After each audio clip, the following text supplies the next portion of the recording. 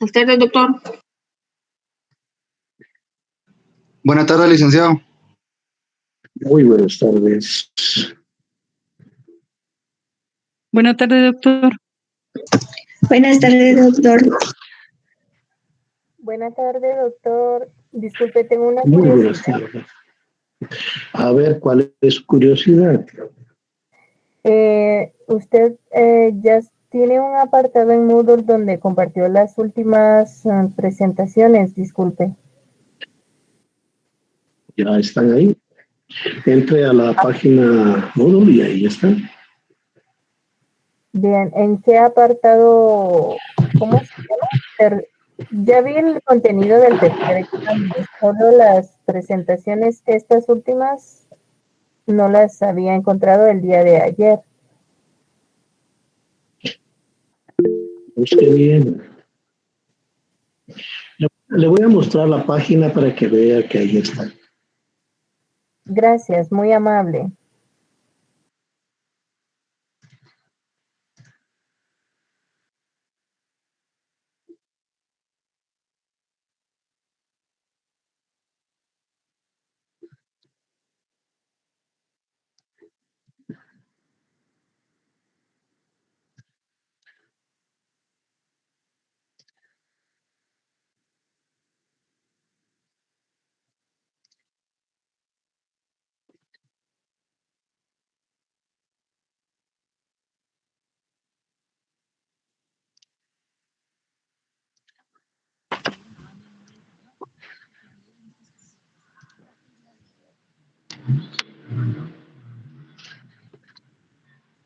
Quiero que ingresen unos, pero no se dejan. Y mientras no ingresen estos alumnos, no puedo hacer presentación.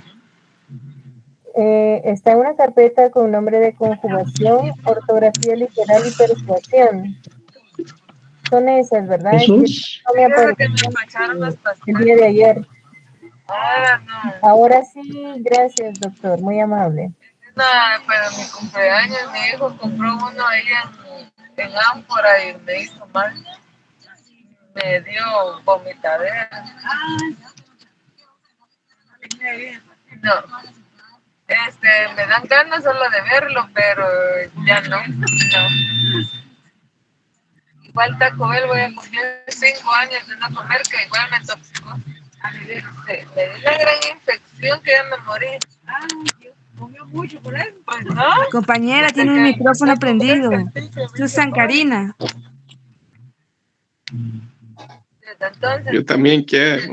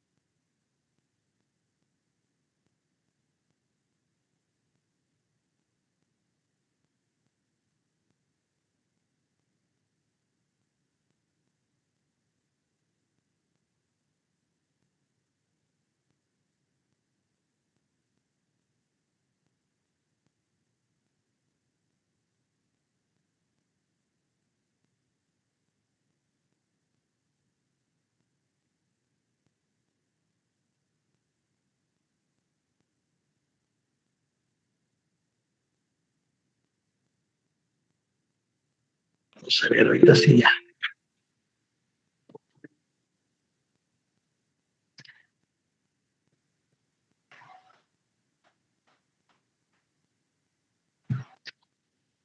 Sí, es que por mostrar en la página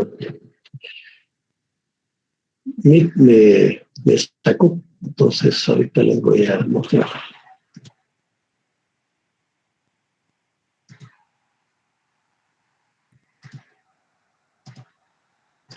Ahí pueden ver la página de Moodle, ¿verdad? Sí. Bueno, ahí están las presentaciones, es la última. Por favor, siempre busquen bien, ahí está.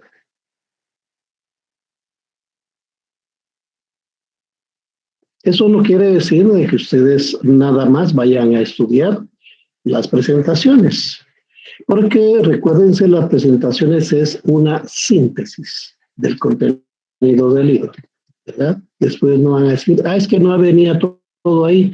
No, es una síntesis que yo utilizo para guiarme durante la clase. Lo cual quiere decir que en la presentación no está todo lo del libro, para que no se confundan. ¿Lo ven sintético?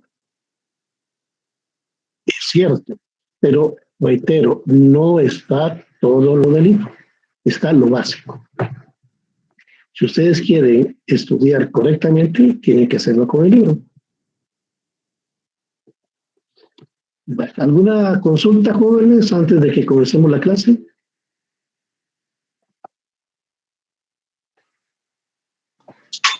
No, licenciado. Bueno, vamos a comenzar. Sí, es que si no, después van a decir, sí, pero es que en esa presentación no estaba todo. Exactamente, así es.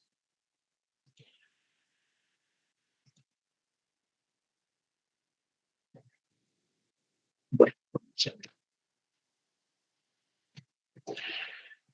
Hoy vamos a ver discurso persuasivo. Esta presentación ya la tienen ustedes ahí en el molde. Cuando hablamos de lenguaje persuasivo, estamos hablando de retórica o el arte de la persuasión. La retórica estudia y sistematiza los procedimientos y técnicas de utilización del lenguaje.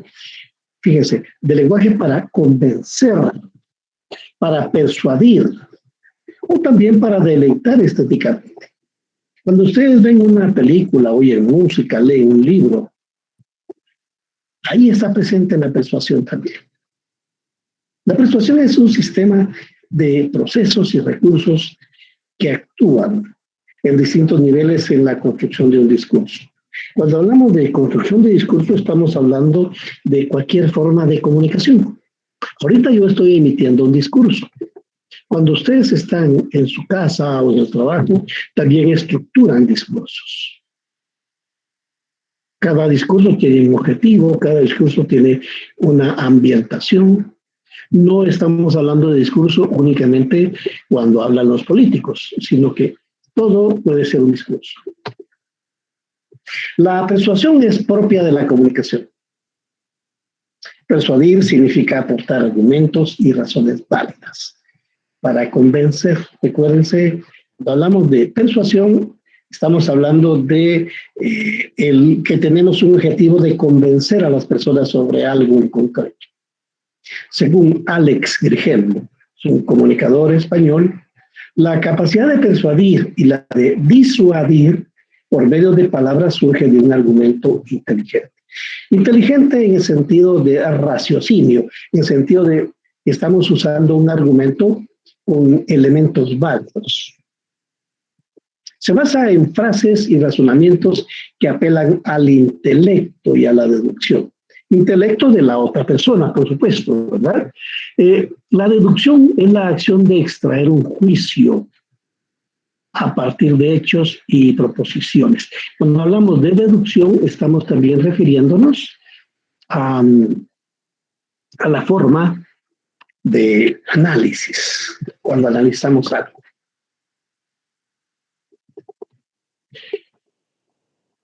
Ahora, hay una diferencia entre persuasión y manipulación.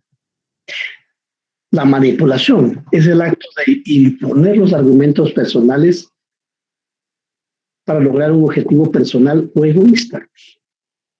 Hay personas que tienen ese afán de que pensemos siempre que lo que ellos dicen es lo más importante, lo único importante.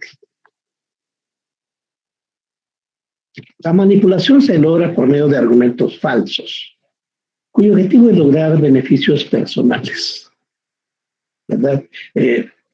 Con la manipulación, algunas personas buscan imponer su punto de vista sin tomar en cuenta el de los demás. Ustedes, me imagino que han sido protagonistas o han sido espectadores de personas que siempre tienen la razón. O cuando alguien quiere manipularlos para que ustedes adquieran algo en concreto.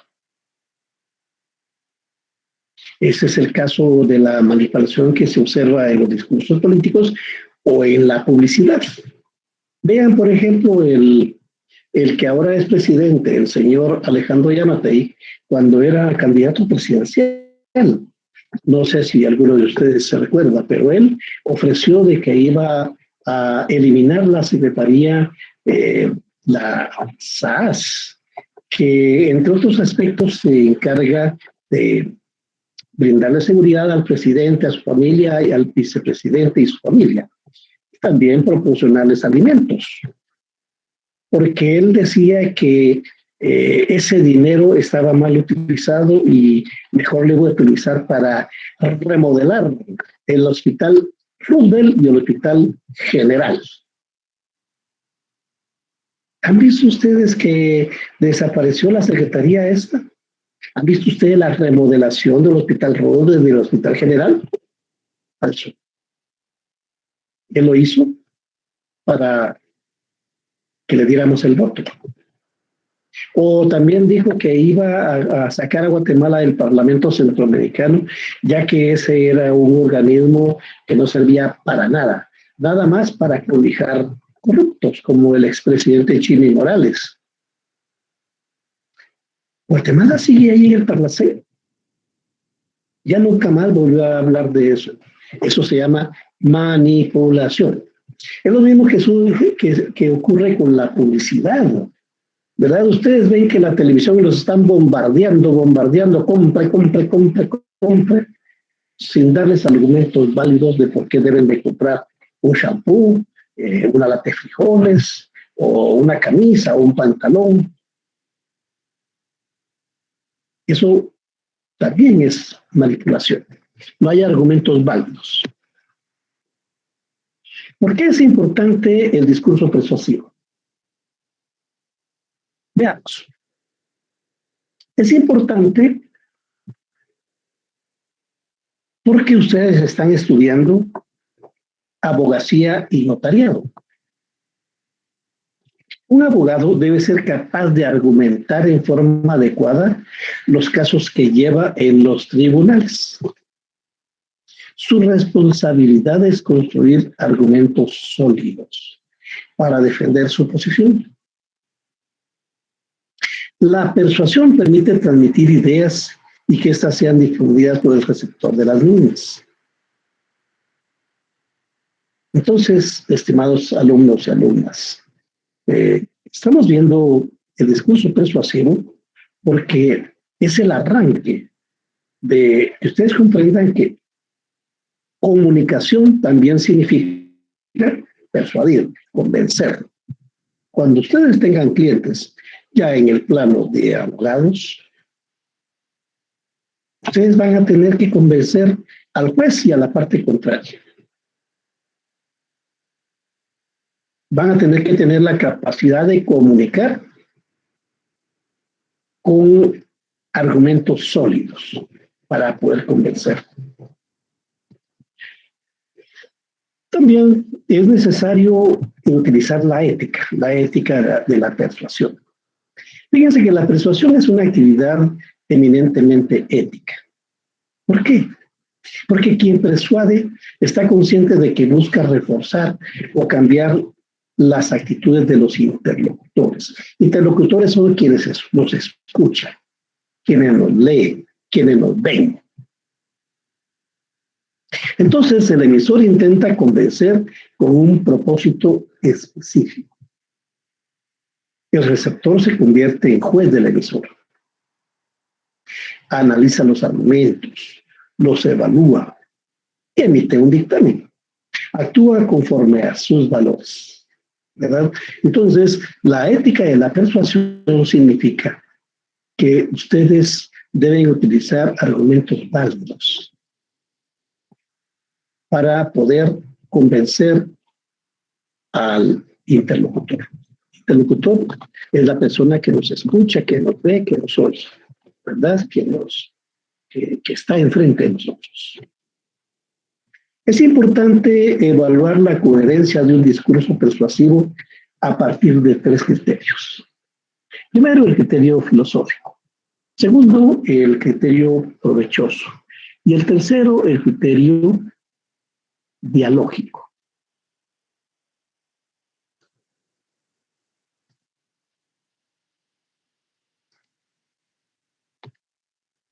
El ser humano posee características que lo hacen privilegiado en relación al resto de animales.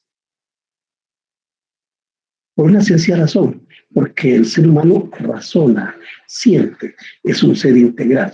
Fíjense que los demás animales también transforman la naturaleza.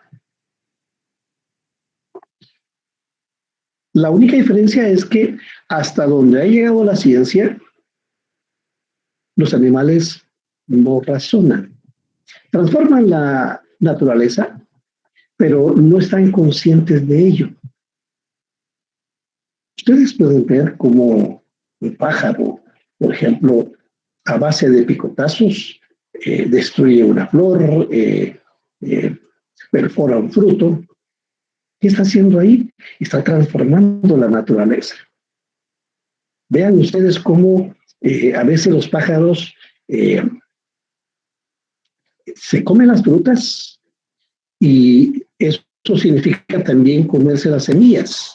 Y después en el aire vienen y las desechan.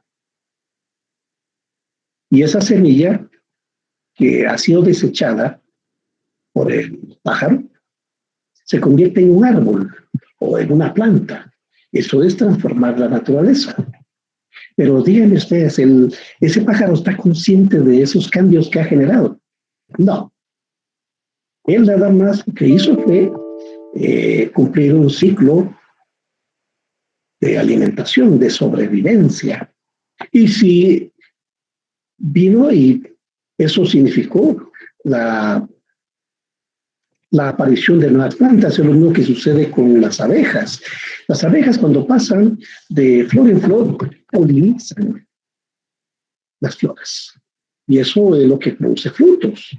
Pero las abejas están conscientes de ese proceso. Si estuvieran conscientes, pues los cobrarían. Pero no. Es una cuestión instintiva. El único que razona, que siente, que sabe, que ve, es el ser humano.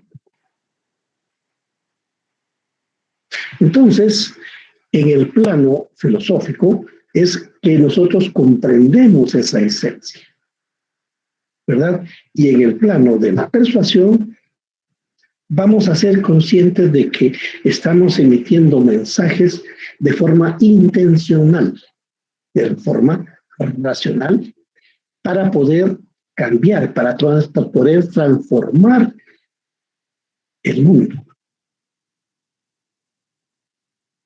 Entonces, eso es lo fundamental. El ser humano es capaz de razonar y saber que está transformando el mundo. Pero al contrario, si lo que expone va en detrimento del anterior, será éticamente deleznable. Eso es lo que sucedió, por ejemplo, con Hitler. Porque Hitler, en lugar de construir, lo que él estaba haciendo era construir un imperio en el cual no cabían algunos seres humanos por razones étnicas, por razones religiosas, en fin, de ideológicas de diverso tipo. Eso entonces es es una cuestión deleznable, una cuestión de manipulación. La persuasión debe ser provechosa, debe tener provecho para la humanidad. Un mensaje es éticamente aceptable si promueve beneficios para las personas a quienes pretende influir. Es ético si garantiza que nadie sea lastimado o perjudicado. El mensaje será aceptable si solo promueve beneficios y privilegios. Será inaceptable. No será aceptable si promueve beneficios y privilegios para un solo sector. Vean, por ejemplo, en Guatemala. En Guatemala tenemos un sector empresarial que es muy voraz. Solo quiere satisfacer sus intereses de generar mayor ganancia. Ustedes no ven, por ejemplo, que el CACIF esté interesado en la eliminación de la pobreza. No, lo que está interesado es en más riqueza para ellos. Entonces, ese es un mensaje inaceptable porque no está promoviendo beneficios para todos los seres humanos. Lo mismo si promueve odio, discriminación y racismo contra un grupo de personas determinadas. El mensaje de persuasión también tiene que ser dialógico. Cuando hablamos de dialógico, estamos hablando de diálogo, estamos hablando de intercambio de opiniones, estamos hablando de intercambio de posiciones políticas, posiciones ideológicas, de pensamientos distintos. Una democracia existe siempre y cuando haya posibilidad de disentir, de pensar diferente. Cuando en una sociedad se impone un único pensamiento, una única forma de ver las cosas, eso es una dictadura.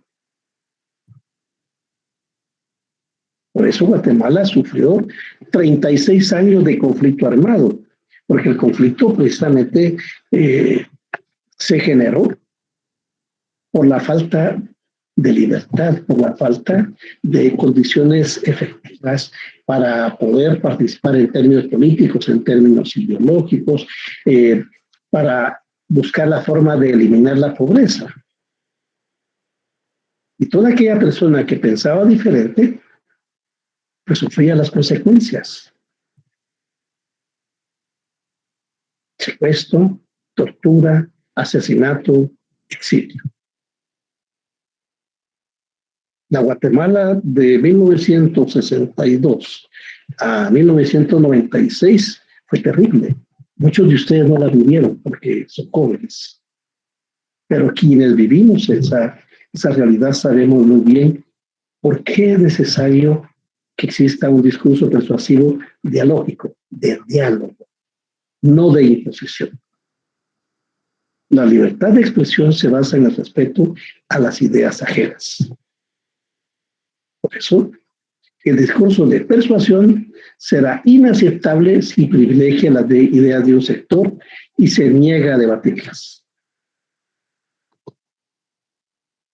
Ahora bien, ¿cómo distinguimos la persuasión de la manipulación? Veamos dos casos.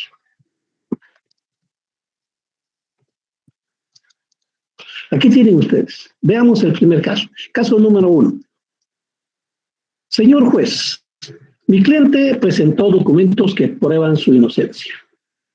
Está certificado que cuando ocurrió el crimen, mi defendido se encontraba fuera del país. Aquí están los boletos de avión. También está a la vista el informe médico y psicológico sobre su condición cuando ocurrieron los hechos. Caso número 2. Señor juez, mi cliente es una persona normal que no tiene necesidad de cometer ningún hecho ilícito. Todos los días reza. Y eso demuestra que es una persona de fe. Si usted lo condena, dejará una familia sin padre y sus hijos morirán de hambre. Por lo que más quiera, no deje que se pudra en la cárcel. A ver, estimados alumnos, ¿Cuál es persuasión y cuál es manipulación? El caso 1. Persuasión en la 1 y manipulación en la 2. Ok. ¿Ven? Esa es la diferencia entonces entre persuasión y manipulación. En el primero, ustedes pueden ver que hay argumentos, hay pruebas.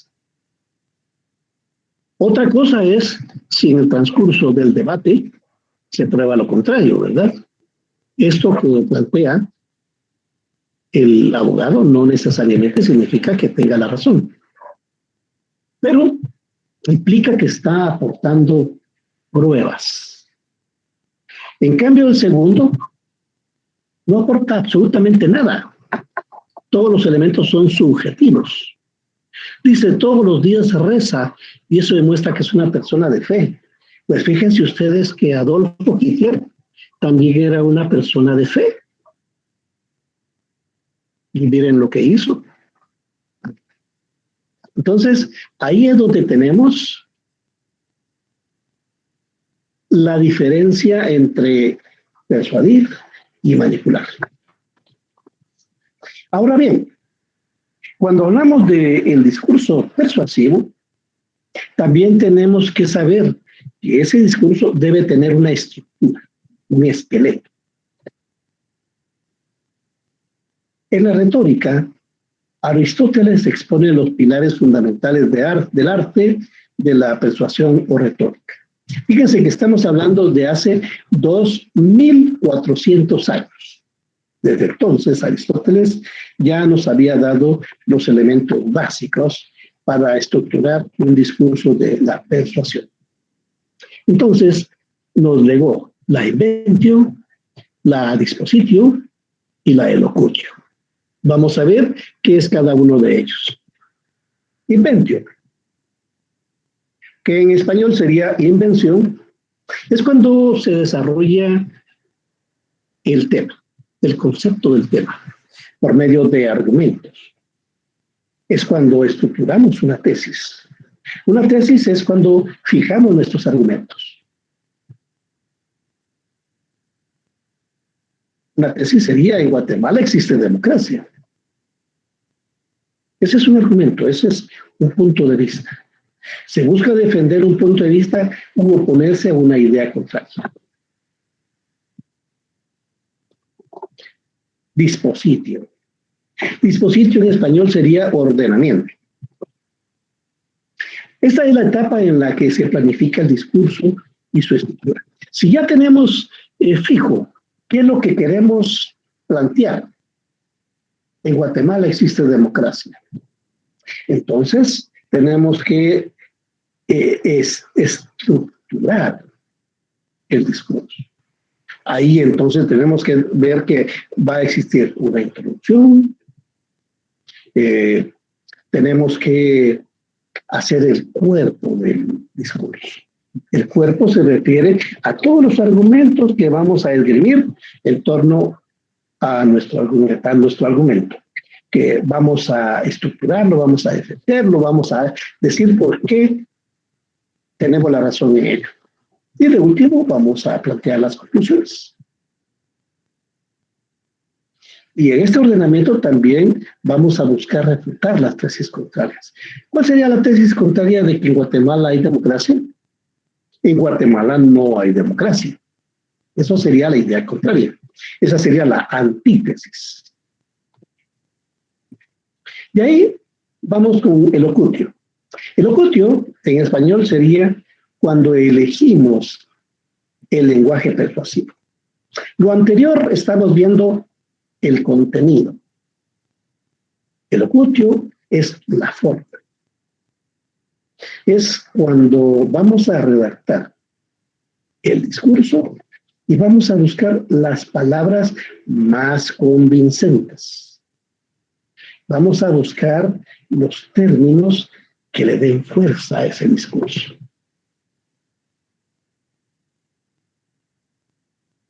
Vamos a buscar generar una disposición emocional en la audiencia. En otras palabras, vamos a buscar las palabras más precisas para vender nuestro discurso a la audiencia. Queremos convencerla, entonces tenemos que ver qué palabras son las apropiadas para convencerla. Bueno, aparte de los 3 elementos anteriores, también es importante analizar la audiencia. La audiencia es el público que nos va a escuchar, que nos va a ver.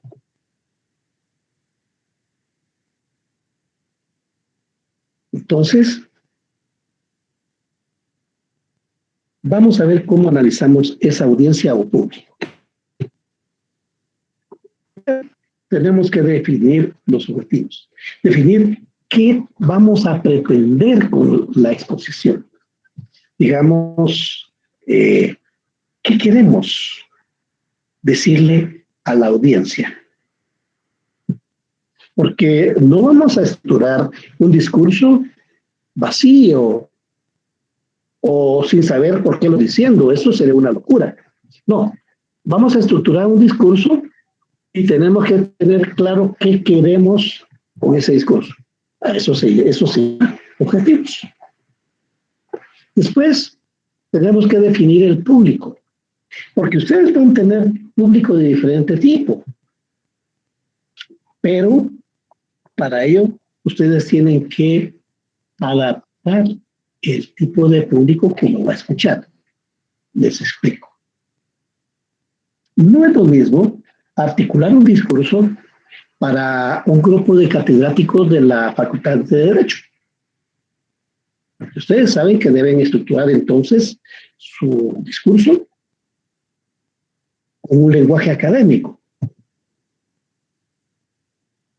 Pero, por ejemplo, si ustedes necesitan estructurar el discurso para un grupo de jóvenes de 15 a 18 años, van a estructurar ese discurso igual al que presentaron a los catedráticos de Derecho.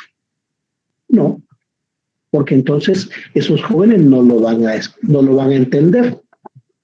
O digamos, si tienen que articular un discurso para personas mayores de 60 a 70 años. ¿Cómo van a hacer para que esas personas no solo comprendan, sino no se duerman cuando ustedes están dando el discurso? ¿Ven? Eso quiere decir, el discurso lo deben adaptar al tipo de público que los va a escuchar o los va a leer. También es importante saber qué cantidad de receptores, porque ustedes pueden tener, digamos, una audiencia de 25 personas, o si lo van a transmitir por Facebook Live, que puede ser miles, o por radio o por televisión. ¿Ven? Y demografía.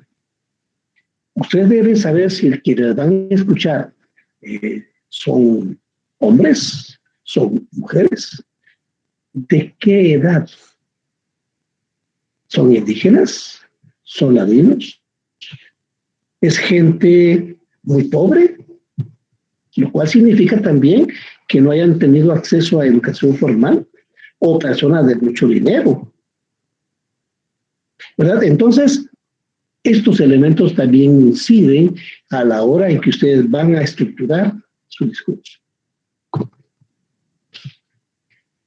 Ahora, cuando ya se van a sentar a trabajar el discurso, deben tomar en cuenta los siguientes elementos. Esto les va a recordar a ustedes algo que ya trabajamos con la redacción generativa. Por eso lo voy a hacer un poquito más rápido, porque eso es exactamente igual. Vamos a hacer nuestro bosquejo tópico. ¿Se recuerdan? El bosquejo tópico es cuando hacemos el índice, la introducción, el desarrollo temático, el resumen y las conclusiones. Bosquejo tópico. Un bosquejo es un diseño o proyecto de un texto que contiene los elementos esenciales. ¿Verdad? Es cuando vamos a bosquejar, vamos a estructurar inicialmente el contenido del discurso. ¿Aquí te recuerdan esto? Tenemos el tema, idea secundaria, ideas derivadas, elementos. idea secundaria, idea derivada, elementos. Entonces, esto es la estructura. Ahora, démosle carne. Ahí está.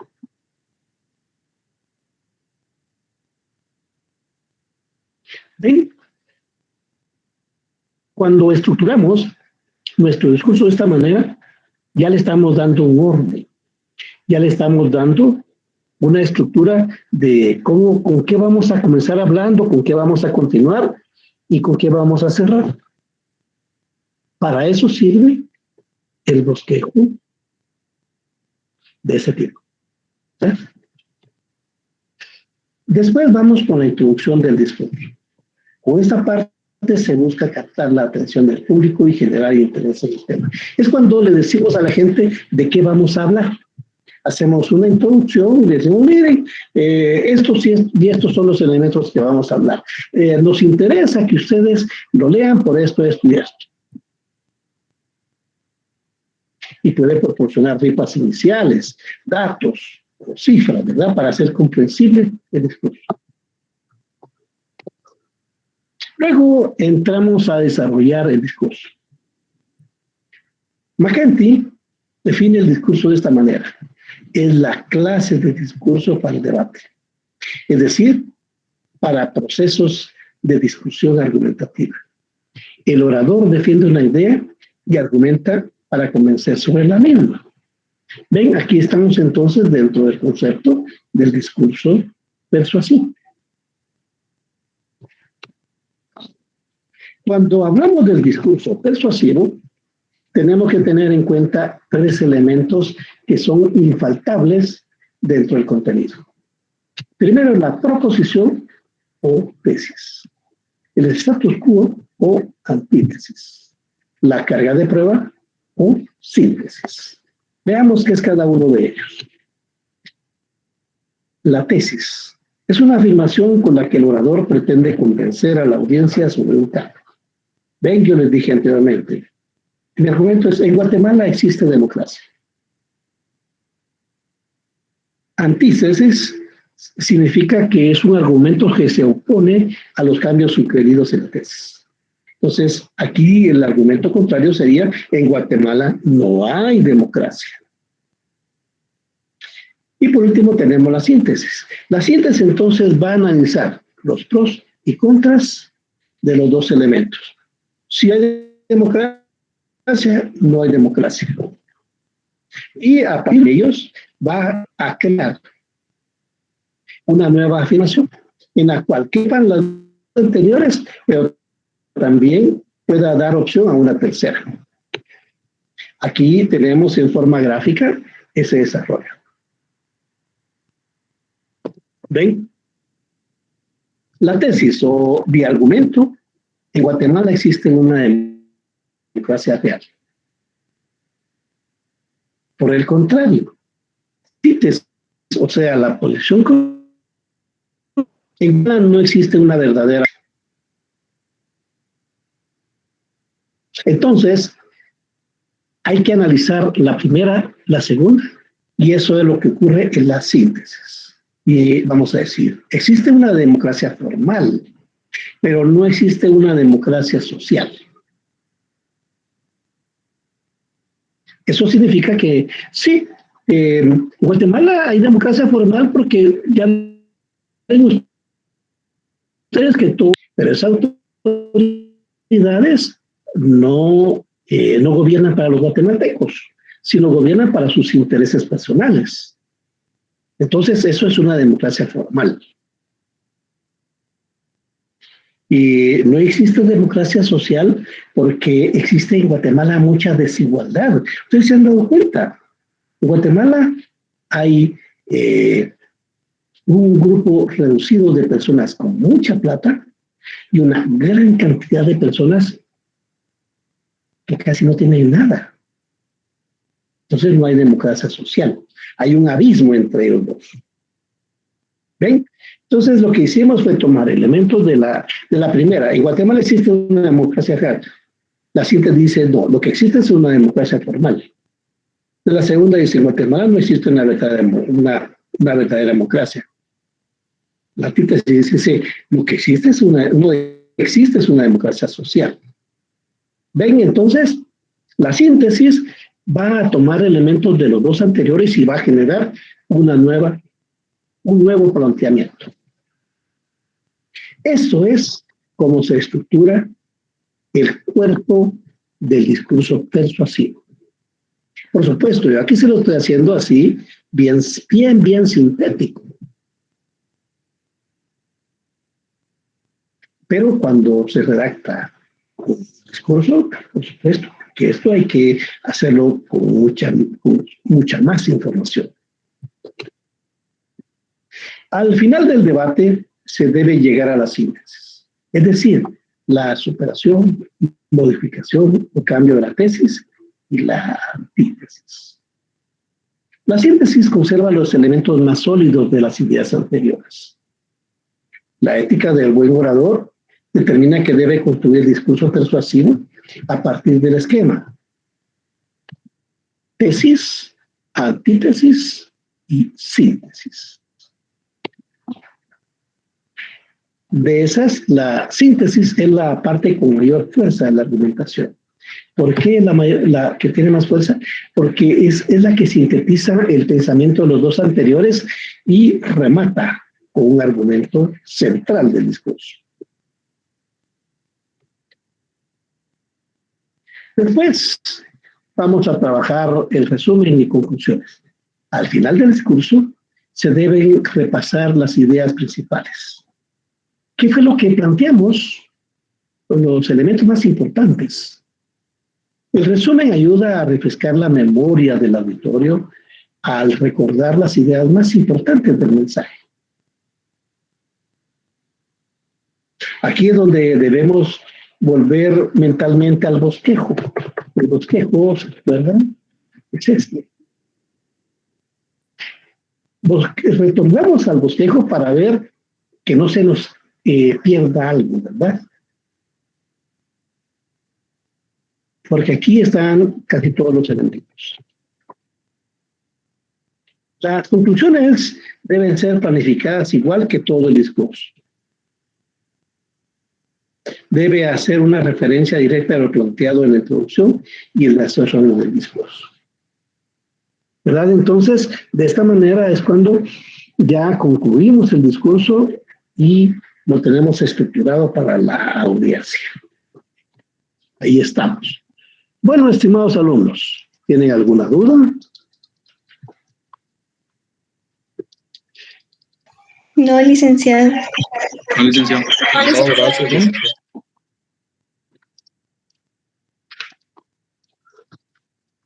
¿No?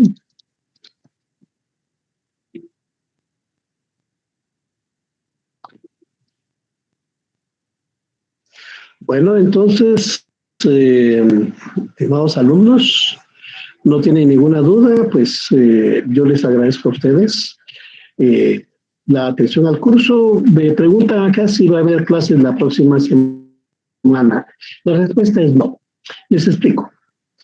Cuando hay exámenes parciales, en los días que no hay clase, que no hay examen, perdón, en los días que no hay examen, hay clases.